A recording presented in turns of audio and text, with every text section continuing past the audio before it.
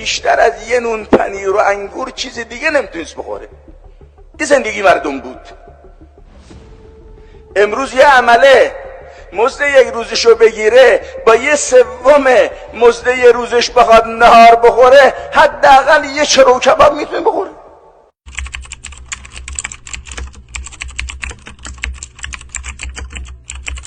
بهتون توصیه میکنم که همه پهلوی کارخانه‌تون خانه بسازید که کارگره راحت اونجا بشینه و نه مثل حالا که 1 ساعت 1 ساعت و نیم سوار اتوبوس بشه از خونش برسه سر کارش، رفتن 1 ساعت و نیم برگشتن میشه 3 ساعت. این 3 ساعت خب بره در میدان ورزش کارخانه وقت بگذرونه، بدنش سالم میشه، روحش تازه میشه، قوی میشه، بهترم کار میکنه.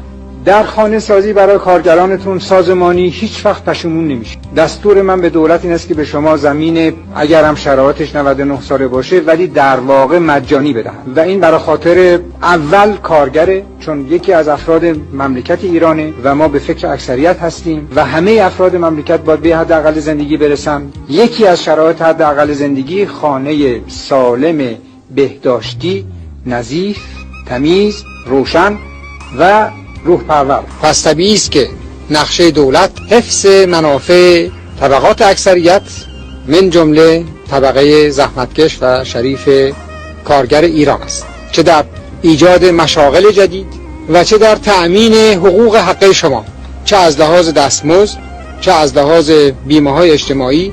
از روزی که کسی به دنیا می آید در این سرزمین تا روزی که چشم به هم می نهد باید زندگی او در تمام مراحل تأمین باشد، چه زندگی کودکی او، چه موقع جوانی و تحصیل در رشته‌های مختلف، به خصوص در رشته‌های فنی، چه موقع کار و چه موقع کهولت و بازنشستگی.